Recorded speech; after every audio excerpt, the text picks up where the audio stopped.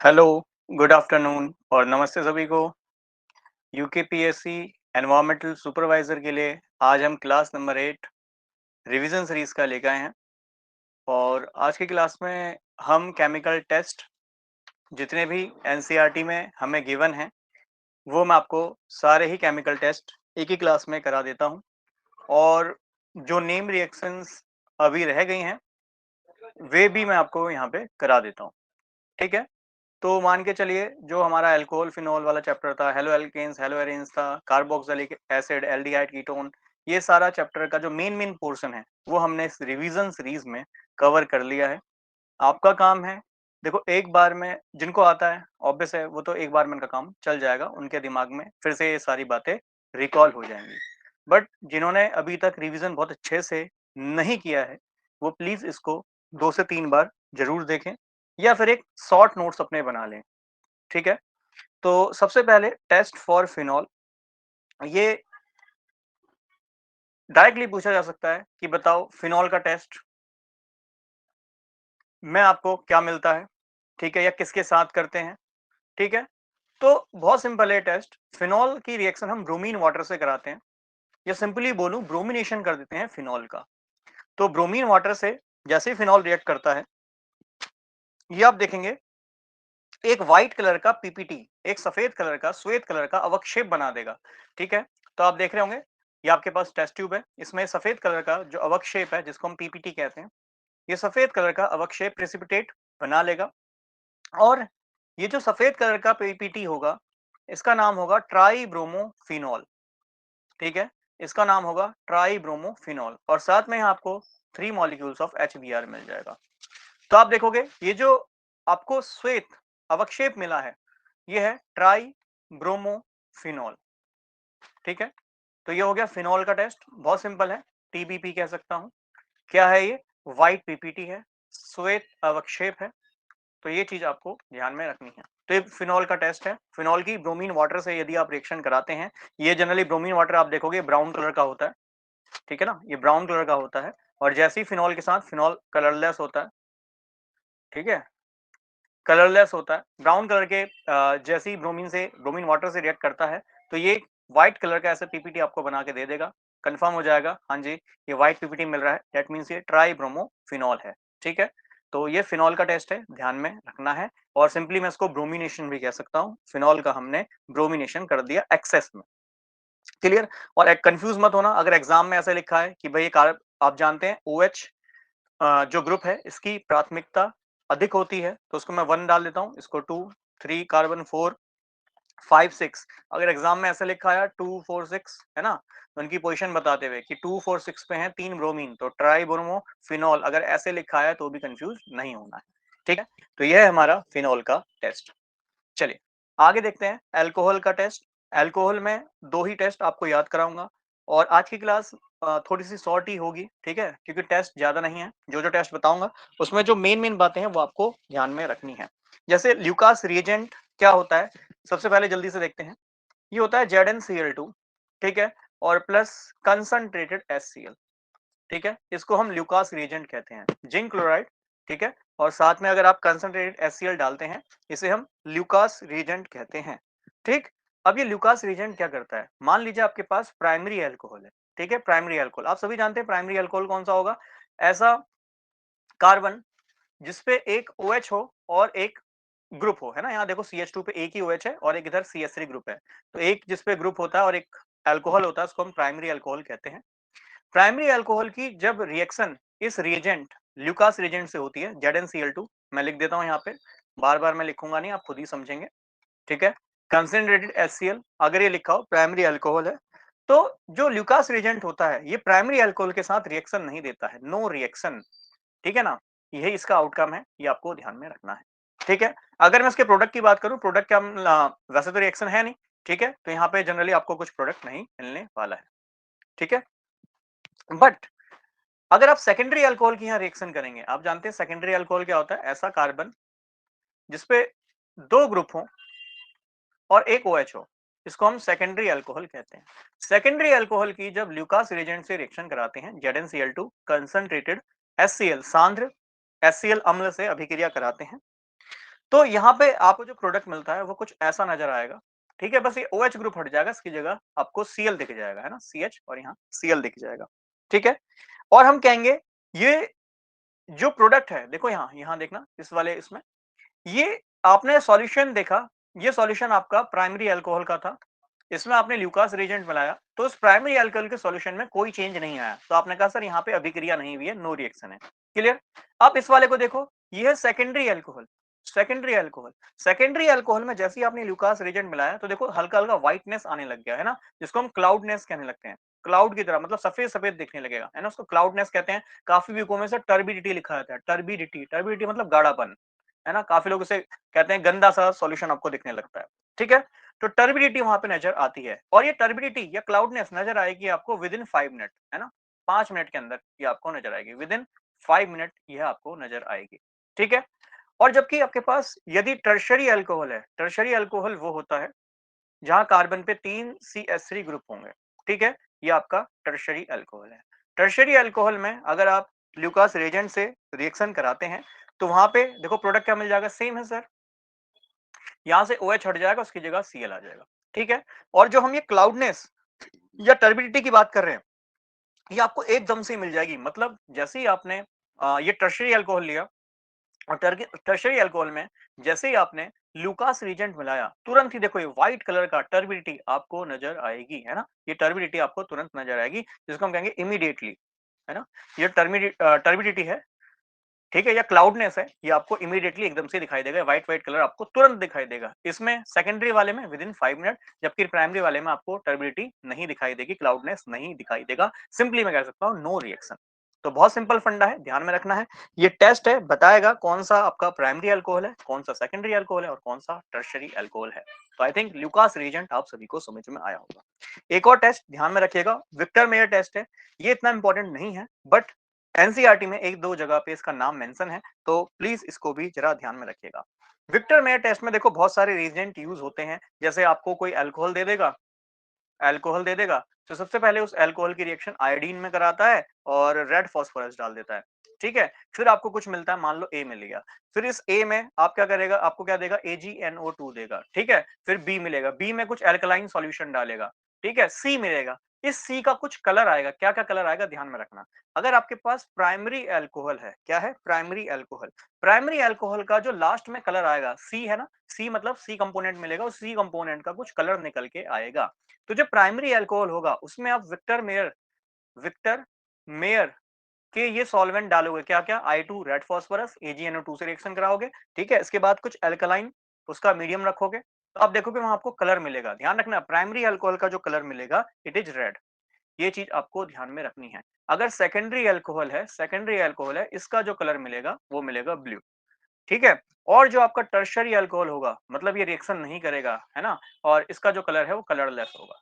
तो देखो, इसीलिए मैंने ये पढ़ाया है ताकि आपको ध्यान में रखना है। ल्यूकास में प्राइमरी वाला कलर नहीं दे रहा था या टेस्ट नहीं दे रहा था, है ना, और विक्टर मेयर में टर्शरी वाला कलर नहीं देगा, ये बात आपको ध्यान में रखना है, टेस्ट नहीं देगा, ठीक है। तो प्राइमरी अल्कोहल विक्टर मेयर में रेड कलर देता है, सेकेंडरी अल्कोहल ब्लू कलर देता है, टर्शरी अल्कोहल कलरलेस होता है, ठीक है। तो ये जितनी भी इंपॉर्टेंट रिएक्शन है ये मैं आपको कराता हुआ चल रहा हूँ। टेस्ट, केमिकल टेस्ट एग्जाम में डायरेक्टली कई बार पूछ लिए जाते हैं, ठीक है, तो इसको आपको ध्यान में रखना है। आगे अब है टेस्ट फॉर एल्डिहाइड, एल्डिहाइड के लिए टेस्ट, जिसमें सबसे पहले है 2,4 डाइनाइट्रो फिनाइल हाइड्रोजन टेस्ट, जिसको हम DNP टेस्ट कहते हैं। अच्छा, ये जो टेस्ट है ना, एल्डिहाइड और कीटोन दोनों ही देते हैं, मतलब ये कार्बोनिल ग्रुप को पहचानने के काम करता है, एल्डिहाइड या फिर कीटोन, इनके कार्बोनिल ग्रुप को पहचानने का काम करता है, जिसको हम 2,4 डाइनाइट्रो फिनाइल हाइड्रोजन टेस्ट कहते हैं, या सिंपली DNP टेस्ट कहते थे, ठीक है। अच्छा, अब जरा मैं आपको कुछ बातें यहाँ पे बता दूं। जो आपके एल्डिहाइड्स हैं या फिर कीटोन है, एल्डिहाइड है या कीटोन है, ठीक है, ये दोनों में ही जैसे ही इनकी रिएक्शन DNP से कराई जाती है ना, 2,4 DNP से, डाइनाइट्रोफिनाइल से अगर इसकी रिएक्शन कराई जाएगी, तो आपको ध्यान में रखना है दोनों ही ऑरेंज येलो कलर का पीपी देंगे, या तो ऑरेंज या फिर येलो या फिर मिक्सचर कलर का एक पीपीटी अवक्षेप आपको देंगे। तो ये चीज आपको ध्यान में रखनी है, ठीक है।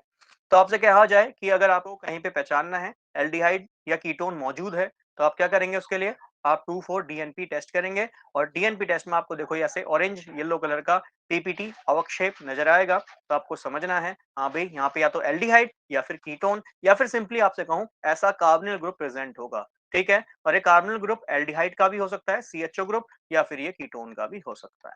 ठीक है, तो ये आपका डीएनपी टेस्ट आपको ध्यान में रखना है, एनसीईआरटी में मेंशन भी है। चलिए, अब है कि अगर एल्डिहाइड और कीटोन के बीच में अंतर बताना है, देखो एल्डिहाइड और कीटोन दो अलग अलग ग्रुप हैं, आप सभी जानते हैं एल्डिहाइड आपका CHO ग्रुप है ना, और जो कीटोन है उसमें देखो CO ग्रुप कार्बोनिल ग्रुप सभी में कॉमन है, बट कहानी क्या है कि कीटोन में दोनों साइड ग्रुप होते हैं, एल्डिहाइड में एक साइड ग्रुप होगा और एक साइड हाइड्रोजन होगा। ठीक है, अब आपको पता करना हो कि एल्डिहाइड कहाँ पे है और कीटोन कहाँ पे है ना, या एल्डिहाइड और कीटोन के बीच में अंतर बताना है, तो कौन सा टेस्ट करेंगे, तो ध्यान में रखना स्किप टेस्ट है। जनरली ये इतना इंपॉर्टेंट नहीं है, बट हम ध्यान रख सकते हैं कि स्किप टेस्ट कौन देता है, एल्डिहाइड देता है और कीटोन नहीं देता है। ठीक है, कीटोन नहीं देता है। तो देखो ऐसे क्वेश्चन एग्जाम में बनते हैं, which one of the following, निम्न में से कौन एल्डिहाइड के लिए पॉजिटिव टेस्ट देगा। अब ये पॉजिटिव का मतलब ही है कि कौन टेस्ट देगा। जनरली ये वर्ड पॉजिटिव और नेगेटिव हमने कोरोना काल में भी सीखा है कि कोरोना पॉजिटिव आया दैट मींस वह कोरोना से ग्रस्त है ना, और दैट मींस वो कोरोना ग्रस्त है इसलिए पॉजिटिव है। सेम स्किप टेस्ट को जो पास कर रहा होगा ऑब्वियस बात है वो एल्डिहाइड होगा, जो पास नहीं कर रहा होगा नेगेटिव होगा वो कौन होगा, कीटोन होगा। अगर पॉजिटिव नेगेटिव लिखा आता है तो प्लीज इससे भी कंफ्यूज नहीं होना है। ठीक है, अब होता क्या है कि हमने देखा है टेस्ट देते कौन है, एल्डिहाइड देते हैं। ठीक है, अब इसके फ्री एजेंट याद करने की जरूरत नहीं है, ना ही आपसे बोलेगा बताओ इसके फ्री एजेंट में क्या होता है। जनरली बस ये पूछता है कि ये टेस्ट कौन देता है, एल्डिहाइड देता है या कीटोन देता है, ये बात आपसे पूछी जाती है। तो एल्डिहाइड में जैसे इसके फ्री एजेंट डाला जाता है, अब तो लेबोरेटरी में Schiff test, Fehling test, Tollen reagent की बात कर रहा हूँ, स्किफ रेजेंट, टोलन रेजेंट हो गया, फेलिंग रेजेंट हो गया, ठीक है, बेंडिक आपका रेजेंट हो गया, इन सबके रेडीमेड सॉल्यूशन आते हैं। ठीक है, तो इसलिए अब इतना नहीं पूछता कि बताओ स्किफ टेस्ट में आप क्या क्या लेते हैं। ठीक है, तो स्किफ टेस्ट में जैसे SO2 गैस वगैरह पास कराते थे, ये सब खैर पुराना प्रोसेस हो गया, तो मैं इस पे ज्यादा डीप में जा भी नहीं रहा। बस मेन बात समझिएगा, स्किफ टेस्ट कौन देता है, एल्डिहाइड देते हैं, कीटोन नहीं देते हैं। एल्डिहाइड जब स्किफ टेस्ट देते हैं तो ध्यान में रखना, स्किफ रिएजेंट मिलाते हैं या तो ये पिंक कलर का आपको सॉल्यूशन दे देंगे, या रेड कलर का दे देंगे, या मेजेंटा कलर का दे देंगे। इतनी बात आप यहाँ पे ध्यान में रख सकते हैं। ठीक है, तो जैसे अगर आपको स्किफ रिएजेंट डालते ही, जैसे आपने मान लो कोई भी रैंडम सॉल्यूशन लिया, आपको पता करना है कि इसमें एल्डिहाइड है कि नहीं है, तो स्किफ टेस्ट डाल रहे हैं, स्किफ टेस्ट डालते पिंक, रेड या मेजेंटा कलर आपको मिल जाए तो दैट मींस एल्डिहाइड वहां पे मौजूद है। अगर यह कलर नहीं मिलता है तो दैट मींस एल्डिहाइड वहां पे मौजूद नहीं है, मतलब कलर में कोई चेंज नहीं आ रहा, जैसा आपका सॉल्यूशन आपको दिया गया है उसमें कोई भी कलर में चेंज नहीं देखने को मिल रहा, तो भैया हम कहेंगे एल्डिहाइड मौजूद नहीं है। अगर एल्डिहाइड मौजूद होगा तो कैसा कलर मिलेगा, या तो पिंक या रेड या मेजेंटा कलर मिलेगा, ये आपको ध्यान में रखना है। ठीक, चलिए नेक्स्ट इज फेलिंग टेस्ट। जो आपका फेलिंग टेस्ट है ये भी सेम एल्डिहाइड के लिए ये टेस्ट दिखने को मिलता है। ठीक है, एल्डिहाइड गिव दिस टेस्ट, तो एल्डिहाइड के लिए यह पॉजिटिव होगा, जबकि कीटोन के लिए यह टेस्ट कैसा होगा, कीटोन के लिए यह नेगेटिव होगा। तो देखो अपने शॉर्ट नोट्स ऐसे बिल्कुल प्रिपेयर करने हैं। ठीक, क्योंकि हमें ऑर्गेनिक 7 से 8 क्वेश्चन मिलेंगे, बहुत सारे टॉपिक्स हमें दिए गए हैं, वैरायटीज दी गई हैं, तो ऐसे शॉर्ट नोट्स अपने बिल्कुल तैयार रखने हैं ताकि बस एक एक बार देखा रिविजन अपना हो गया। ठीक, चलिए, तो फिलिंग टेस्ट एल्डिहाइड देते हैं, और मैं आपको बता चुका हूं फेलिंग टेस्ट हो गया, बेंडिक टेस्ट हो गया, स्किफ टेस्ट हो गया, स्किफ रिएजेंट हो गया, टोलन रिएजेंट हो गए, अब ये रेडीमेड आते हैं। ठीक है, तो डायरेक्ट उनके सॉल्यूशन को आप एल्डिहाइड में मिलाएंगे, तो आपको क्या ध्यान में रखना है कि जैसे आप फेलिंग सॉल्यूशन, ठीक है, फेलिंग सॉल्यूशन ए बी करके आपको मिलते हैं, बट आपको ध्यान में रखना है जो फेलिंग सॉल्यूशन है इसमें प्रेजेंट होता है कॉपर। ठीक है, और साथ में प्रेजेंट होता है base 5 molecule of OH minus. तो इसमें मेन बात आपको जो ध्यान में रखनी है कि जैसे ही एल्डिहाइड में ये फेलिंग सॉल्यूशन डाला जाता है तो इस कॉपर की वजह से आपको उस सॉल्यूशन में Cu2O मिलेगा, दैट मींस क्यूप्रस ऑक्साइड मिलेगा, क्यूप्रस ऑक्साइड मिलेगा। और न जाने मैं कितनी बार बता चुका हूँ, सी यहाँ +1 में है, +1 वाले को क्यूप्रस कहते हैं, +2 वाले कॉपर को क्यूप्रिक कहेंगे। ऐसे ही कम ऑक्सीडेशन स्टेट वाले के लास्ट में अस लगता है, जैसे Fe+2 में तो फेरस और +3 में तो फेरिक, ज्यादा वाले में इक लगेगा और कम वाले ऑक्सीडेशन स्टेट में अस लगेगा। ठीक है, तो आपको क्यूप्रस ऑक्साइड मिला है और ये क्यूप्रस ऑक्साइड की वजह से अगर फिर से सुन लो, एल्डिहाइड है, फैलिंग सॉल्यूशन आप मिला रहे हैं, फैलिंग सॉल्यूशन में कॉपर की मौजूदगी होने की वजह से कोप्रस ऑक्साइड मिलता है जो कि रेड कलर का पीपीटी बनाएगा। दैट मींस जैसे ही एल्डिहाइड में फैलिंग सॉल्यूशन डालोगे, नीचे आपको एक अवक शेप मिलेगा जो कि लाल कलर का होगा। वह लाल कलर किसकी वजह से आया? कुप्रस ऑक्साइड की वजह से आया है। ये भी बात आपको ध्यान में रखनी है। ठीक है, तो फैलिंग सॉल्यूशन में यही पूछता है कि बताओ एल्डिहाइड के लिए कैसा टेस्ट है? पॉजिटिव टेस्ट है। और कैसे कलर का पीपीटी अवक्षेप वहां मिल सकता है? तो दिमाग में रखना, रेड कलर का पीपीटी मिलता है फैलिंग टेस्ट में। ठीक है, तो ये बहुत सिंपल सिंपल छोटी छोटी सी बातें हैं जो आपको ध्यान में रखनी है। और एक एक नंबर में अगर ऐसे क्वेश्चन आते हैं तो भैया तुरंत ही इसका आंसर हमें करना है। ठीक है, तो टेस्ट जो ऐसे है ना, ये टेस्ट जो हो गए या फिर नेम रिएक्शन जो हो गई, मान के चलिए इनसे क्वेश्चन बनने की प्रोबेबिलिटी बहुत अच्छी बनती है। ठीक, और हमें पता है केमिस्ट्री हमें 25 मार्क्स के लिए ही तैयार करनी है। ठीक है, और जिसमें मान के चलिए भाई ऑर्गेनिक जो है 8 9 मैक्सिमम 10 नंबर की आ सकती है। अगर 10 नंबर में आ रही है तो एक आध नेम रिएक्शन या फिर कोई केमिकल टेस्ट मिलना स्वाभाविक है। ठीक, नेक्स्ट इज टोलेंस टेस्ट। और ये ऐसा टेस्ट है जो अगर हम क्लास 12 बहुत पहले ही पास आउट कर चुके हैं और केमिस्ट्री से कोई लेना देना नहीं है, बट ये टेस्ट देखते ही दिमाग में क्लिक करा होगा, हाँ ऐसा कुछ तो पढ़ा है। मतलब ये वो टेस्ट होता है जो 12th में याद कराया ही जाता है, टीचर्स के पीछे पड़ते हैं कि ये याद कर लो, एग्जाम के पॉइंट ऑफ व्यू से भी इंपॉर्टेंट है ना। तो ये जो टोलन टेस्ट है, याद कीजिए, इसे सिल्वर मिरर टेस्ट कहते हैं। काफी लोगों के दिमाग में अब और आया होगा कि हाँ ऐसा कुछ पढ़ा था, है ना, जो केमिस्ट्री से जिनका वास्ता नहीं रहा है। तो इसको सिल्वर मिरर टेस्ट भी कहा जाता है। और ये जो सिल्वर मिरर टेस्ट है, सेम एल्डिहाइड के लिए यह पॉजिटिव होता है। दैट मींस एल्डिहाइड यह टेस्ट देंगे, और कीटोन के लिए यह नेगेटिव होता है। तो देखो डिस्टिंग्विश कर रहे हैं, बता रहे हैं, अंतर बता रहे हैं कि भाई एल्डिहाइड और कीटोन में अगर अंतर बताना है, कौन कौन से टेस्ट याद करने हैं सर? फेलिंग हो गया टेस्ट, स्किफ हो गया, टोलन हो गया, बेंडिक सॉल्यूशन टेस्ट भी होता है, बट वो एनसीईआरटी में मेंशन नहीं है तो मैं आपको वो करा भी नहीं रहा हूं। बट जो जो करा रहा हूं वो आपको एटलीस्ट ध्यान में रखने। होता क्या है, जो आपके पास ये एल्डिहाइड्स होते हैं, एल्डिहाइड की रिएक्शन आप आ, एक मिनट दीजिएगा।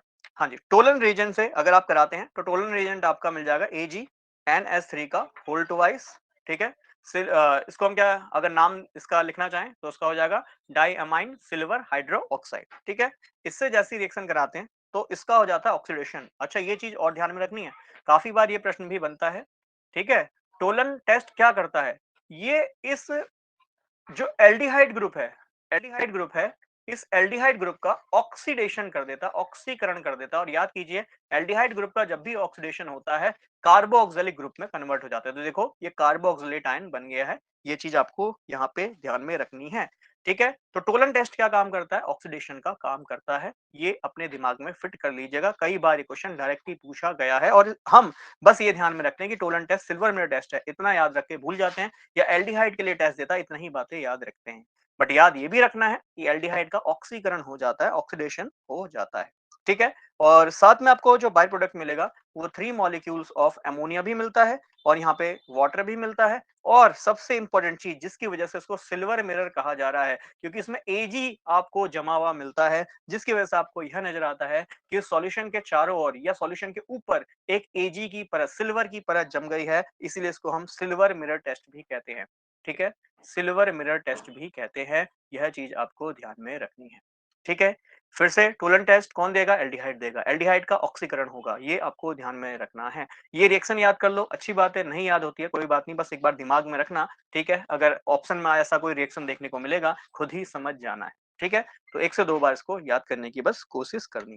ठीक, नेक्स्ट इज आइडोफोम टेस्ट। अब ये जो आइडोफोम टेस्ट है, इसको शुरू में माना जाता था कि बस ये कीटोन का टेस्ट है, इसको बस कीटोन ही देते हैं। क्यों देते हैं कीटोन? क्यों ऐसा माना गया? क्योंकि देखो ये आपका दोनों साइड अगर ग्रुप होते हैं तो आप सभी जानते हैं यह कीटोन है।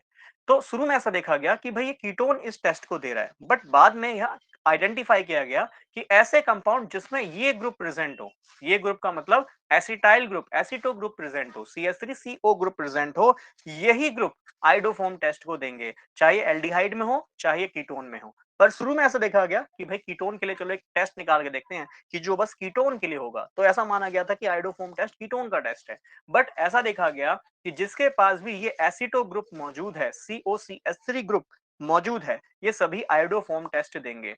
ठीक है? तो ये रिएक्शन I2 और NaOH की प्रेजेंस में होता है और आपको सेम यहाँ पे ऑक्सीडेशन होता हुआ दिखाई देगा। ठीक है? ये ऑक्सीडाइज्ड प्रोडक्ट मिलते हैं और मैं आपको बता दूं, जितने भी आप ये टेस्ट पढ़ रहे हैं ना, सभी में ऑक्सीडेशन होता है, बस ऐसी बात को ध्यान में रख लीजिएगा। साथ में आपको मिलता है आइडोफोम। इसको आइडोफोम इसलिए कहा जाता है, ये है CH3I। याद कीजिए, हमने पढ़ा था CHCl3, ये था क्लोरोफॉर्म, क्लोरीन है तो उसका नाम हो गया क्लोरोफॉर्म, और आयोडीन है, नाम हो जाएगा आइडोफॉर्म। ठीक है? और ये जो आइडोफॉर्म है, ये येलो कलर का पीपीटी होता है, अवक्षेप होता है ना? ये भी आपको ध्यान में रखना है। तो कौन देंगे आइडोफॉर्म टेस्ट? ऐसे कंपाउंड जिनके पास एसिटो ग्रुप मौजूद होगा, एसिटो ग्रुप मौजूद होगा, वे आपका जो है आइडोफोम टेस्ट देंगे। जनरली कीटोन्स भी दे सकते हैं और एल्डिहाइड भी इसको टेस्ट को दे सकते हैं। ठीक है? शर्त ये होगी कि भैया यहाँ पे ऐसा ग्रुप मौजूद होना चाहिए, बट हाँ बगल में भी हो सके मैक्सिमम केस में कार्बन ही हो। हाइड्रोजन आ गया तो आपको पता ही एल्डिहाइड होगा, मैक्सिमम केस में कार्बन होना जरूरी है, इसीलिए ऐसा माना गया था कि यह टेस्ट कीटोन ही देंगे, बट मैं आपको बता रहा हूँ एल्डिहाइड भी टेस्ट दे सकते हैं। ठीक है? तो ये सिंपल सिंपल से टेस्ट हैं जो आपको ध्यान में रखने हैं। चलिए आगे बढ़ते हैं। Next is Hinsberg reagent. क्या होता है हिंसबर्ग रिएजेंट? चलो मैं पहले ही बना के बता देता हूँ। ठीक है? हिंसबर्ग रिएजेंट क्या होता है ये बना के बता देता हूँ। ये बेंजीन है, इस पे सल्फोनिल ग्रुप लगा दिया और साथ में क्लोराइड लगा दिया, यही है आपका हिंसबर्ग रिएजेंट। नाम लिख लो, देखो बेंजीन है, फिर उसके बाद सल्फोनिल ग्रुप है तो सल्फोनिल, और उस पे क्लोरीन लगा है तो क्लोराइड। यह होता है आपका हिंसबर्ग रिएजेंट। कई बार तो डायरेक्ट आता है मैच द फॉलोइंग में कि हिंसबर्ग रिएजेंट कौन सा है, टोलन रिएजेंट कौन सा है ना, फेलिंग रिएजेंट कौन सा होता है। तो आपने पढ़ा होगा सोडियम पोटेशियम टार्ट्रिक टार्ट्रेट जो होता है ना, वो फेलिंग सॉल्यूशन ए होता है। ये सब आपने ऑलरेडी पढ़ा है, तो इतनी बातों को बस दिमाग में रखना है। कई बार डायरेक्टली पूछ लेता है कौन सा रिएजेंट कौन सा आपको होगा। ठीक है? चलिए, अब हिंसबर्ग रीजेंट किसका टेस्ट है? ये अमाइंस का टेस्ट है। ठीक है? अमाइन चैप्टर है तो उसका यह टेस्ट होता है। देखो, हम सभी जानते हैं, सबसे पहली बात ये है NH3, NH3 इज अमोनिया। एक H को हटा दूं, एक ग्रुप को ले आऊं, शायद मैंने लास्ट भी डिस्कस करा था, इसको हम प्राइमरी अमाइन कहते हैं। प्राइमरी अमाइन कहते हैं। एक H और हटा दूं, दो ग्रुप ले आऊं, दो ग्रुप लाने का मतलब सेकेंडरी हो गया, है ना, 2 डिग्री हो गया। और H हटा के मैं 3 ग्रुप ले आऊं, 3 ग्रुप ले आऊं तो सर यह टर्शरी हो गया। ठीक है? तो यह हिंसबर्ग रिएजेंट बताता है किन्स के बीच में अंतर, प्राइमरी, सेकेंडरी और टर्शियरी अमाइन के बीच का अंतर बताता है। That means primary, secondary, tertiary amine की यह रिएक्शन वहां प्रेजेंट होगा या नहीं होगा ये भी बताएगा। साथ में कौन सा प्राइमरी अमाइन है, कौन सा सेकेंडरी और कौन सा टर्शियरी है, इसको भी बताएगा, डिफरेंशिएट करेगा इनके बीच में भी। ठीक है? तो ध्यान में रखना है होता क्या है कि आपके पास ये प्राइमरी अमाइन है, मतलब आप साफ देख रहे हैं कि ये एक अमाइन है जिसपे एक ही ग्रुप जुड़ा है, प्राइमरी अमाइन है। इसकी रिएक्शन, चलो मैं इसको ना अच्छे से लिखता हूँ, एक मिनट दीजिएगा।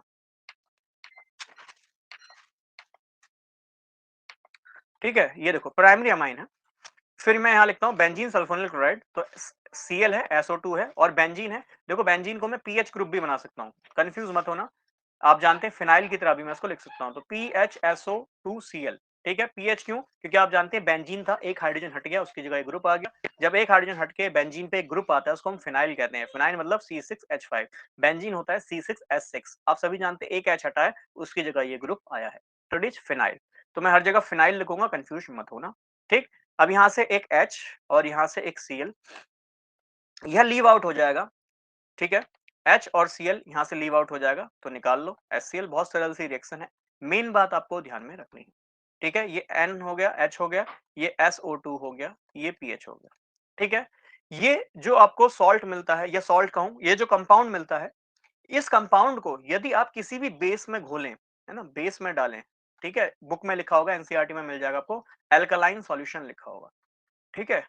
एल्कलाइन सॉल्यूशन ये कहता है कि सबसे पहले जो आपका हिंसबर्ग रिएजेंट है, हिंसबर्ग रिएजेंट है, इसकी रिएक्शन आप प्राइमरी अमाइन से कराइए। जब आप प्राइमरी अमाइन से रिएक्शन कराएंगे तो अमाइन और ये SO2 ग्रुप आपस में जुड़ जाएंगे, ये जुड़ गया और यहाँ से HCl निकल गया। मैकेनिज्म वाइज भी देख सकते हैं, बट डायरेक्ट हमें समझ में आ रहा है कि H और Cl निकल गया, N और SO2 के बीच में बॉन्ड बन गया। अब ये कहते हैं कि जैसे ही इस जो आपका ये कंपाउंड मिला, इसको यदि आप बेसिक सॉल्यूशन में, अल्कलाइन सॉल्यूशन में, क्षारीय सॉल्यूशन में, विलयन में घोलते हैं, तो आप देखेंगे कि ये इजीली सॉल्व हो जाएगा। सॉल्व, सॉल्युबल हो जाएगा, है ना, सॉल्युबल हो जाएगा, ये वर्ड लिखता हूँ। ठीक है, अच्छे से घुल जाएगा। क्या कारण है? क्योंकि आप जानते हैं बेस के पास होता है OH माइनस। फॉर एग्जांपल आपने जो बेस लिया है वो NaOH लिया है। अब ये OH माइनस क्या करेगा, इस H को उठा के ले जाएगा, नाइट्रोजन 2 इलेक्ट्रॉन अपनी ओर लेगा। नाइट्रोजन ने इलेक्ट्रॉन लिया तो आप सभी को पता है नाइट्रोजन पाएगा माइनस चार्ज। ठीक है, और यहाँ SO2 हो गया, यहाँ पीएच हो गया, और Na पे कैसा आएगा, प्लस चार्ज आएगा। अब आप देख रहे हो साफ साफ ही आपको एक सॉल्ट मिल गया। और आप जानते हैं माइनस प्लस वाला सॉल्ट होता है, लवण होता है, लवण किसी भी सॉल्यूशन में या बेसिक सॉल्यूशन में घुल जाता है। ठीक है, क्योंकि ऑब्वियस बात है बेसिक सॉल्यूशन है तो उसमें वाटर भी होगा। वाटर में जो चीजें पोलर होती हैं वो घुल जाती हैं, ध्रुवीय चीज जल में अच्छे से घुल जाती है। ये चीज आपको ध्यान में रखनी है। क्यों? क्योंकि यहाँ पे एक हाइड्रोजन मौजूद है, इसकी वजह से बेस में घुल पा रहा है। ये हाइड्रोजन की ही कहानी को याद रखना है। यहाँ पे कैसे याद रखना है, चलो। क्या हो कि अगर मैं सेकेंडरी अमाइन ले लूं, अगर मैं सेकेंडरी अमाइन लेता हूं, सेम वही कहानी, यहाँ Cl है, यहाँ SO2 है, यहाँ पीएच है, ये हो गया हमारा हिंसबर्ग रिएजेंट। यहाँ H और Cl मौजूद है, HCl निकल जाएगा तो आपको मिल जाएगा R, ये मिल जाएगा N, ये मिल जाएगा R, ये मिल जाएगा SO2, ये मिल जाएगा पीएच। हमें ये कंपाउंड तो मिला, बट यह जो कंपाउंड मिला है, ठीक है, जिसको मैं कहूंगा फिनाइल सल्फोनिल एन एल्काइल। ठीक है, अच्छा इसका नेम अगर मैं आपको बताऊं, काफी बच्चे अगर नेम जानना चाह रहे हो तो देखो इसका नाम क्या बन जाएगा, इसका नाम बन जाएगा फिनाइल, है ना, सल्फोनिल, सल्फोनिल ग्रुप भी मौजूद है। ठीक है, एन, एन क्यों, क्योंकि नाइट्रोजन पे क्या लगा है, आर, आर मतलब कोई भी अल्काइल ग्रुप लगा है। मान लो यहाँ CH3 ग्रुप लगा होता, मान लो यहाँ CH3 ग्रुप लगा होता, ठीक है, यहाँ भी आर की जगह CH3 आया था तो मैं लिखता फिनाइल सल्फोनिल एन मिथाइल, है ना, इथाइल लगा होता तो फिनाइल सल्फोनिल एन इथाइल, इसका नेम हो जाता। तो phenyl sulfonyl N alkyl group क्या होता है, बेस में सॉल्युबल होता है। ये चीज हमें ध्यान में रखनी है। तो बेस या अल्कलाइन सॉल्यूशन डालते हैं तो उसमें सॉल्युबल हो जाता है। तो ध्यान में रखना, प्राइमरी एमाइन जैसे ही हिंसबर्ग रीजेंट से रिएक्ट करते हैं तो phenyl sulfonyl N alkyl group दे देते हैं, जिसको बेस में घोलने पर वह बेस में घुल जाते हैं।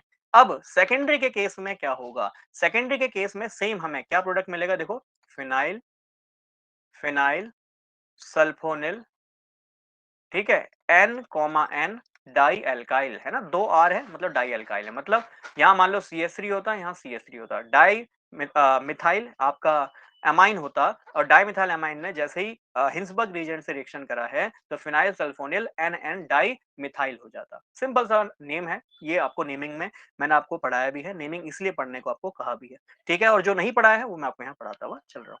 ठीक, बट जैसे ही यहाँ पे इसको हम बेसिक सॉल्यूशन में घोलते हैं, क्षारीय विलेन में घोलते हैं या एल्कलाइन सॉल्यूशन में घोलते हैं, तो ये सॉल्युबल नहीं होता, नॉट सॉल्युबल। क्या रीजन है सर, आपने रीजन समझाया कि यहाँ पे हाइड्रोजन ही नहीं है तो OH माइनस यहाँ हाइड्रोजन को उठा ही नहीं पाएगा। मतलब इस सॉल्ट को, ये नॉन पोलर सॉल्ट है, कैसा है, नॉन पोलर है, अध्रुवीय है, इसको ध्रुवीय नहीं बना पाएगा। जब ये ध्रुवीय होगा नहीं तो बेसिक सॉल्यूशन में घुलेगा भी नहीं, तो ये नॉट सॉल्युबल होगा। तो ये बात हमें यहाँ पे समझनी है। दैट मीन्स ये कैसा अमाइन है, ये सेकेंडरी अमाइन है। क्लियर? तो हमने कैसा टेस्ट देखा सर, हमने देखा कि जो प्राइमरी अमाइन है ये आ, ऐसा एक जो है एन एल्काइल फिनाइल सल्फोनिल करके एक कंपाउंड भी बना रहा है, और जो कंपाउंड है वो सॉल्युबल है बेस में। But in case of secondary amine वह एन डाई अल्काइल करके कंपाउंड बना तो रहा है, बट वो है अल्कलाइन सॉल्यूशन में, बेसिक सॉल्यूशन में घुलता नहीं है। क्यों? क्योंकि यहाँ पे हाइड्रोजन मौजूद नहीं है जिसको बेस एब्स्ट्रैक्ट कर सके, जिसको बेस ले सके। Whereas in case of tertiary amine, tertiary amine के केस में तो सर यह क्लियर हो गया कि भैया जब तक यहाँ हाइड्रोजन था, जब तक यहाँ Cl था, ये हाइड्रोजन उस Cl के साथ जा रहा था और ऐसे एन एल्काइल करके कंपाउंड दे रहा था। बट टर्शरी के केस में तो यह हाइड्रोजन ही नहीं है। मतलब यहाँ सारा खेल हाइड्रोजन का ही है कि प्राइमरी अमाइन पे दो दो हाइड्रोजन है तो वो बाद तक रिएक्शन दे रहा है, सॉल्युबल हो जा रहा है। सेकेंडरी अमाइन के केस में एक ही हाइड्रोजन है जो कि इस कंपाउंड को बनाने में यूज हो जा रहा है, जबकि टर्शरी अल्काइल या टर्शरी अमाइन में कोई भी हाइड्रोजन मौजूद नहीं है। तो बेटा जी यहाँ HCl बनेगा, देखो हम क्या बना रहे थे, HCl बनेगा, नहीं बनेगा। जब HCl ही नहीं बनेगा तो टर्शरी अमाइन नो रिएक्शन, है ना, नो रिएक्शन, कोई रिएक्शन नहीं देगा। तो आई थिंक आपको अंतर समझ में आ गया होगा। प्राइमरी अमाइन ऐसी रिएक्शन देगा जिसमें एन एल्काइल प्रोडक्ट भी बनाएगा और वो प्रोडक्ट सॉल्यूशन, बेसिक सॉल्यूशन में डिसॉल्व भी हो जाएगा, घुल भी जाएगा। सेकेंडरी अमाइन केवल एन एल्काइल प्रोडक्ट बनाएगा, टर्शियरी अमाइन कुछ भी नहीं बनाएगा, नो रिएक्शन देगा। तो आई थिंक आपको अमाइन की यह रिएक्शन समझ में आई होंगी। ठीक है, चलिए अब एमाइन से ही मेरी कुछ जो रिएक्शंस थी आपको पढ़ाना वह रह गई थी, तो एमाइन की वह रिएक्शन मैं आपको बता देता हूँ, जिसमें सबसे पहले है गैब्रियल थैलामाइड रिएक्शन। ठीक है, अब ये थैलामाइड क्या होता है, तो सबसे पहले जरा एक बात देखना, ये आपका थैलामाइड ग्रुप होता है। ठीक है, ये थैलामाइड होता है। अगर काफी बच्चों को थोड़ा सा और डीप में जाना है, तो ये थैलामाइड ग्रुप जनरली हमारा थैलिक एसिड से बना होता है। ठीक है, हालांकि इसकी हमें जरूरत है नहीं, वैसे हमारे सिलेबस में कार्बोक्सिलिक एसिड है, तो बस इसको एक बार ध्यान में रखिएगा कि यह है हमारा थैलिक एसिड। ठीक है जी, थैलिक एसिड से यहाँ पे होता क्या है, NH3 की रिएक्शन कराई जाती है, NH3 की रिएक्शन कराओगे तो ये बन जाता है थैलामाइड, थैलएमाइड।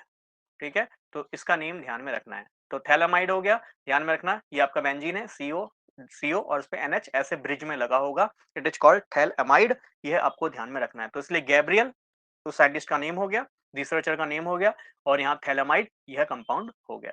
ठीक है, तो फिर से मैं इसको अच्छे से बना के यहाँ पे लिख देता हूँ। ठीक है, यह है थैलामाइड, दिमाग में इसको फिट कर लेना। इसकी सबसे पहले रिएक्शन KOH से होगी। अभी आपको न जाने कितनी बार बता चुका हूँ, O पे माइनस, नाइट्रोजन पे माइनस होता है, हाइड्रोजन पे प्लस होता है, तो ये OH माइनस इस H को उठा लेगा, क्योंकि OH पे माइनस H पे प्लस, ये उसको एब्स्ट्रैक्ट कर लेगा, तो यहाँ से क्या निकल जाएगा सर, यहाँ से जल निकल जाएगा, H2O निकल जाएगा। ठीक है, और नाइट्रोजन पे माइनस आया, उस माइनस को स्टेबल करने के लिए, ठीक है, एक मिनट दीजिएगा, हाँ, उस नाइट्रोजन को स्टेबल करने के लिए, क्योंकि इसमें माइनस, इसको स्टेबल करने के लिए इसके पास K प्लस आ जाएगा। बहुत सरल सी रिएक्शन है। इसके बाद आपको क्या करना होता है, इसमें एल्काइल हैलाइड डालना होता है, RX, कोई भी एल्काइल हैलाइड डालना होता है। आप सभी को पता है हेलोजन पे माइनस होता है, एल्काइल कार्बन पे प्लस होगा। अब आपको पता है नाइट्रोजन माइनस कहाँ अटैक करेगा, 100% R पे करेगा, X यहाँ से निकल जाएगा, है ना। और वैसे भी दिख रहा है K पे प्लस है, K जाके X माइनस से जुड़ जाएगा। तो ये आपको जो प्रोडक्ट बनाना है वो मिल जाएगा C डबल बॉन्ड O, यहाँ मिल जाएगा N और इस पे मिल जाएगा R। ठीक है, और यहाँ पे K के साथ चला जाएगा X। ठीक है, इसके बाद अगले स्टेप में, लास्ट स्टेप में, बस आपको यहाँ पे NaOH डालना होता है। ठीक है, वो भी आप इसको एक्वस NaOH डालिएगा, तो आपको जो यहाँ प्रोडक्ट मिलेगा सोडियम थैलेट मिल जाएगा। ये देखना, ये आपको प्रोडक्ट मिलेगा सोडियम थैलेट। ठीक है, सोडियम थैलेट कैसे बना, सोडियम थैलेट तो बताया था ना, ये थैलिक एसिड होता है, बस यहाँ H हट गया, उसकी जगह सोडियम आ गया, तो नाम हो जाएगा सोडियम थैलेट।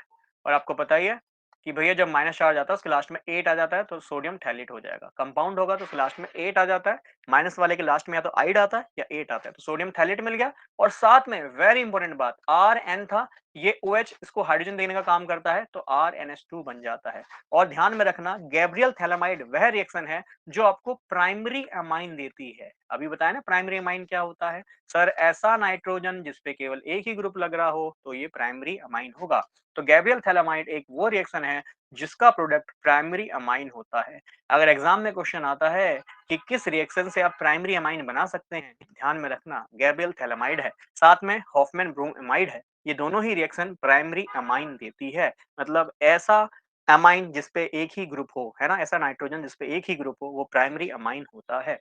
ठीक है, अब एग्जाम में कैसे रिएक्शंस आती हैं, देखो एग्जाम में आपको ऐसे दे देगा। ठीक है जी, एग्जाम में कैसे रिएक्शन आती हैं, एग्जाम में आपको ऐसे दे देगा, देखो थैलामाइड ग्रुप आपको दे देगा। ठीक, और ऐसे दे देगा, देखो इसके ऊपर लिखेगा फर्स्ट KOH। ठीक है, सेकंड लिख देगा आपका CS3Br। ठीक है, थर्ड करके लिख देगा NaOH एक्वस। अब बोलेगा व्हाट इज द प्रोडक्ट, क्या प्रोडक्ट मिलेगा, तो देखो उसने तीनों स्टेप को एक साथ लिख दिया, ये फर्स्ट, ये सेकंड और ये थर्ड, तीनों को एक साथ लिख दिया। मैंने आपको पूरा अच्छे से बताया है, एग्जाम में हो सकता है ऐसे ही दे दे। इससे समझना है कि थैलामाइड है तो गैब्रियल थैलामाइड, इससे भी दिमाग में हमें बातें सारी लानी है। एक मिनट दीजिएगा भाई, ये एंड तक छप गया, ये कैसे हो गया, चलो खैर इसको मैं इरेज कर दूंगा। आई थिंक इतनी बात आपको क्लियर हो रही होगी। प्रोडक्ट क्या बनेगा, तो आपको पता है CS3 जाके यहाँ N पे जुड़ जाता है, तो भाई आपको पता है सर यहाँ प्राइमरी अमाइन मिलता है। ठीक है, यहाँ CS3 लगा दोगे तो भाई आपको मिथाइल अमाइन मिल जाएगा, है ना, मिथाइल अमाइन मिल जाएगा, बहुत सिंपल सी बात है। और साथ में क्या मिलता है सर, साथ में ये ऊपर सोडियम थैलेट मिल जाएगा, यहाँ भी क्लियर है। तो ये ध्यान में रखना है, रिएक्शन ऐसे तो इतनी बड़ी बड़ी लिखे नहीं आएंगी, MCQs है, तो ऐसे ही 1 2 3 करके एक ही में दे देगा। कहानी ध्यान रखनी है, गैब्रियल थैलामाइड रिएक्शन आप पढ़ रहे हैं। ठीक है, जिसमें आपको क्या मिलता है सर, आपको प्राइमरी अमाइन मिलता है, प्राइमरी अमाइन मिलता है। ठीक है, कॉपी पेस्ट इसको कर लीजिए। चलिए आगे बढ़ते हैं। Next is Hofmann bromide reaction. अरे भैया ये पीछे तक काय छप रहा है, इरेज और लिंक का ऑप्शन भी नहीं आ रहा। अच्छा ओके, इरेज हो गया खुद ही। अब यहाँ का भी इरेज हो गया, चलो कोई बात नहीं। हाँ जी, next is Hofmann bromide reaction. तो हॉफमैन ब्रोमाइड रिएक्शन या हॉफमैन ब्रोमाइड, इसको डिग्रेडेशन भी कहता है। डिग्रेडेशन, डिग्रेडेशन का मतलब होता है किसी में कमी हो जाना, डिग्रेड हो जाना पहले से और थोड़ा सा बेकार हो जाना। अब यहाँ बेकार हो जाने से क्या मतलब है इसको भी समझिएगा। यहाँ पे आपके पास देखो इतनी प्यारी ये रिएक्शन है ना। अच्छा यहाँ भी क्या प्रोडक्ट मिलेगा, यहाँ भी जो आपको प्रोडक्ट है वो प्राइमरी अमाइन मिलेगा। पहली बात, दो रिएक्शन याद रखनी है जिनका प्रोडक्ट, जिनका उत्पाद क्या होगा, प्राइमरी अमाइन होगा। ये इतनी प्यारी रिएक्शन है कि ये आपका जो है, ये देखो कार्बोनिल हो गया, ये अमाइड हो गया। दैट मीन्स आपका जो रिएक्टेंट है उसमें कार्बोनिल ग्रुप और अमाइड ग्रुप प्रेजेंट होगा। दैट मीन्स कार्ब अमाइड होगा। तो ये कार्ब अमाइड की जब हम रिएक्शन ब्रोमीन से कराते हैं, ठीक है, साथ में हम यहाँ पे 4 मॉलिक्यूल ऑफ NaOH ले लेंगे। ये सब एनसीईआरटी में मेंशन होगा, एक बार देख लीजिएगा। इसमें भी जो प्रोडक्ट मिलेगा वो प्राइमरी अमाइन मिलेगा। और देखो इतनी प्यारी रिएक्शन है, हो क्या रहा है कि बस ये CO ग्रुप को यहाँ से हटा दिया जा रहा है। इतनी प्यारी रिएक्शन है कि इस रिएक्शन में जो R और NH2 के बीच में ये CO ग्रुप है ना, कार्ब अमाइड ग्रुप है ना, इसको बस हटाने का काम हो रहा है। देखो इतनी प्यारी रिएक्शन है कि बस इस बीच वाले कंपाउंड को हटा दो, CO ग्रुप को हटा दो, कार्बोनिल ग्रुप को हटा दो और NH2 ग्रुप को जोड़ दो। डिग्रेड हो गया, देखो CO ग्रुप को डिग्रेड कर दिया और R और NH2 के बीच में डायरेक्ट बॉन्ड बन गया। और इसके बाय प्रोडक्ट याद करना चाहो अच्छी बात है, होते हैं याद अच्छी बात है। अदरवाइज एग्जाम के पॉइंट ऑफ व्यू से इतने रेलिवेंट ये नहीं है। ठीक है, बाकी इसके मैंने बाई प्रोडक्ट भी बना के बता दिए। प्रोडक्ट क्या मिला सर, प्रोडक्ट मिला आपको प्राइमरी अमाइन। इतनी प्यारी रिएक्शन है बताओ, है ना। जैसे मान लो CH3CONH2, इनके बीच की बस ये CO वाली दीवार को हटाना है। अब एग्जाम में कैसे आएगा, ये आएगा देखो Br2 और यहाँ लिख देगा NaOH, बस ऐसे लिख देगा। क्या आएगा, Br2 और NaOH है, बता दो क्या प्रोडक्ट मिलेगा। तो आपको तुरंत समझना है कि यह मिथाइल कार्बामाइड है ना, मिथाइल है CH3 ग्रुप और उस पे लगा हुआ है साफ साफ आगे कार्ब और अमाइड ग्रुप। तो सर मिथाइल कार्ब अमाइड है। मिथाइल कार्बामाइड से बस ये CO ग्रुप को हटा देंगे, हटा देंगे तो यहाँ मिल जाएगा CH3NH2। ठीक है, CH3NH2 that means primary amine मिल जाएगा। तो बस एग्जाम में ऐसे ही ध्यान में देना होता है, बस इतनी सी बातों को फोकस करना होता है कि Br2NaOH ऐसा लिखा आएगा। क्लियर है। और हो सकता है मैच द फॉलोइंग में आ जाए, एक साइड दे दे हॉफमैन ब्रोमाइड रिएक्शन, उसकी रिएक्शन लिखी हो, है ना, फिर ऐसे गैब्रियल थैलेमाइड उसकी रिएक्शन लिखी हो, मैच करने को बोल दे। ठीक है, हालांकि मैच वाले क्वेश्चन थोड़े मैं कहूंगा इस एग्जाम के पॉइंट ऑफ व्यू से, लेवल 3 का ये एग्जाम है, तो इस पॉइंट ऑफ व्यू से मैं नहीं कहूंगा इतना हार्ड क्वेश्चन पूछेगा, है ना, थोड़ा हार्ड ही मानूंगा अगर मैच द फॉलोइंग पूछ रहा है। इसमें तो डायरेक्ट आपका जो है सिंपल सा ऑप्शन होगा, सिंपल सा क्वेश्चन होगा, डायरेक्ट वैसे क्वेश्चन मिलेंगे। हाँ बट अगर क्वेश्चन एक आध हार्ड बनाने हैं तो इस तरह के क्वेश्चन भी हो सकते हैं। तो इसलिए जो नेम रिएक्शंस हैं इनको 1 से 2 बार जरूर रिवाइज कीजिएगा। चलिए अब हैं कुछ टेस्ट, और जैसे आयोडीन टेस्ट, ये तो बच्चों जनरल साइंस का क्वेश्चन भी है। ये तो न जाने जनरल साइंस में भी पूछा गया न जाने कितनी बार कि भैया स्टार्च के लिए कौन सा टेस्ट होता है। तो स्टार्च के लिए आयोडीन टेस्ट होता है, यह बात आपको ध्यान में रखनी है। ठीक है, तो पॉइंट नंबर 1, स्टार्च के लिए कौन सा टेस्ट होता है, आयोडीन टेस्ट, जनरल साइंस का क्वेश्चन। तो स्टार्च में जैसे ये आयोडीन मिलाया जाता है, ठीक है, और इसको ऑब्वियस बात है जैसा है वैसे ही रख दो, है ना, डायरेक्ट मतलब मिला दो जिस टेम्परेचर पे मिला रहे हो, तो आप देखोगे यह ब्लू कलर का सॉल्यूशन दिखाई देगा। ठीक है, तो ये ध्यान में रखना है। स्टार्च टेस्ट ये ना जाने क्लास 6 7 8 9, है ना, लगातार हमने ये 4-5 साल पढ़ा होता है कि स्टार्च में आयोडीन मिलाया, ठीक है, जिस टेम्परेचर पे उसी टेम्परेचर मिला दो तो आपको ब्लू कलर का सॉल्यूशन मिल जाता है। बट हाँ, इसको हम क्रॉस चेक करने के लिए इसको हीट करते हैं। हीट करने पे ये ब्लू सॉल्यूशन गायब हो जाता है, कलरलेस बन जाता है, रंगहीन बन जाता है। यह बात आप यहाँ पे ऐड ऑन कर सकते हैं। तो आयोडीन टेस्ट किसके लिए होता है, स्टार्च के लिए होता है। स्टार्च में आयोडीन मिलाते हैं तो ब्लू कलर का सॉल्यूशन मिलता है, कंफर्म हो जाता है स्टार्च मौजूद है। ठीक है, खाने वगैरह में, पोटैटो वगैरह में स्टार्च होता है, आप सभी जानते हैं। ठीक है, अच्छा स्टार्च का फॉर्मूला क्या होता है, C5H10O होता है, ये आपको ध्यान में रखना है। ठीक है, C5H10O, ये आपको ध्यान में रखना है, इसका होल N। ठीक है, तो ये आपका स्टार्च होता है, ये आपको बात ध्यान में रखनी है। इसके बाद निनहाइड्रीन टेस्ट, ये किसके लिए होता है, अमाइनो एसिड के लिए होता है, ये आपको ध्यान में रखना है। ठीक है, जनरली निनहाइड्रीन क्या होता है या ब्यूरेट क्या होता है, ये आपसे नहीं पूछा जाता है। ये क्वेश्चन पूछ सकता है कि इनमें से कौन सा टेस्ट अमाइनो एसिड के लिए होता है, तो निनहाइड्रीन होता है, ब्यूरेट होता है, ये आपको ध्यान में रखना है। एनसीईआरटी में मेंशन भी होते हैं। ठीक है, तो ध्यान में रखना है जो अमाइनो एसिड होते हैं। अब काफी बच्चों के मन में यह आएगा कि सर अमाइनो एसिड क्या है। तो अमाइनो एसिड आपने पढ़ा होगा, ये जनरली सबसे छोटे मतलब प्रोटीन के सबसे छोटे जो आपके कंपोनेंट होते हैं कार्बन कंपाउंड, वह अमाइनो एसिड होते हैं। तो प्रोटीन का सबसे छोटा कंपोनेंट जो होगा उसी को अमाइनो एसिड कहेंगे। इसमें आप देखोगे अमाइन और एसिड दोनों ही ग्रुप मौजूद होंगे, है ना? अमाइन मतलब NH2 ग्रुप होगा और एसिड मतलब COOH ग्रुप मौजूद होगा। ठीक है? इसकी बात मैं करूँगा अभी। अब जो अगला मैं क्लास लेके आऊँगा वो बायोमोलेक्यूल, और उससे अगली क्लास पॉलीमर और डिटर्जेंट एक ही क्लास में कंप्लीट कर दूँगा। तो बायोमोलेक्यूल पे मैं क्वेश्चन कम लेके आऊँगा, टॉपिक जो जनरली पूछे जाते हैं वो मैं लेके आऊँगा। ठीक है? तो अमाइनो एसिड, ये है अमाइन ग्रुप, एसिड ग्रुप, ये है हमारा अमाइनो एसिड। इसमें जैसे ही निनहाइड्रीन मिलाया जाता है, निनहाइड्रीन मिलाया जाता है, तो ये पर्पल कलर का टेस्ट या पर्पल कलर का सॉल्यूशन देता है। ठीक है ना? पर्पल कलर का सॉल्यूशन देता है या डीप ब्लू कलर का भी इसको कह सकते हैं। ठीक? जैसे ही ब्यूरेट मिला है, सेम अमाइनो एसिड का टेस्ट है। देखो दोनों ही टेस्ट सेम ही चीज़ देते हैं, है ना?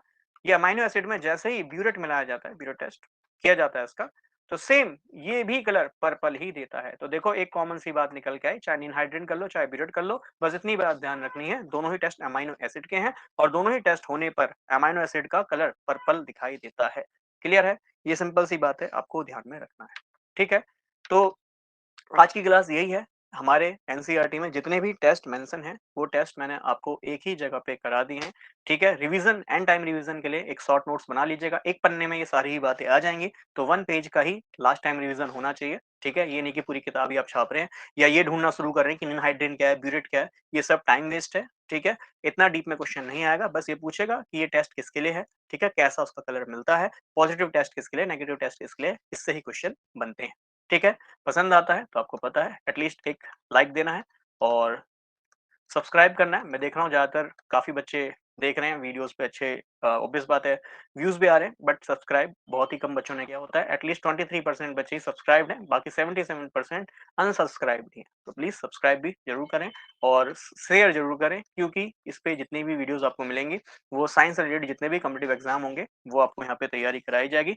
खासकर केमिस्ट्री की विशेषकर तैयारी कराई जाएगी और ऑब्वियस बात है चैनल की रीच बढ़ती है, तो और भी अच्छे टीचर्स आके यहाँ पे जुड़ेंगे, तो वो भी आपको यहाँ पे आके पढ़ाएँगे। ठीक है? वो आपके सपोर्ट से होगा। आप अगर सपोर्ट करेंगे तो ऑब्वियस बात है मैक्सिमम टीचर्स जब देखेंगे इस चैनल पे भी ठीक व्यूज़ हैं, तो आके वो भी हमसे जुड़ेंगे और मैं चाहता हूँ अच्छे टीचर्स आएँ, चाहे वो मैथमेटिक्स के हों, चाहे वो फिज़िक्स के हों या फिर और कोई भी कॉम्पिटिटिव एग्ज़ाम के हों, चाहे आपका जीएस वगैरह का कोई भी कोर्स आना हो, वो टीचर स्पेसिफिक टीचर आपको आके पढ़ाए। ठीक है? और वो जभी होगा जब आपका सपोर्ट मिलेगा। ठीक? तो बाकी पसंद आता है प्लीज़ लाइक ज़रूर करें। Bye bye and take care.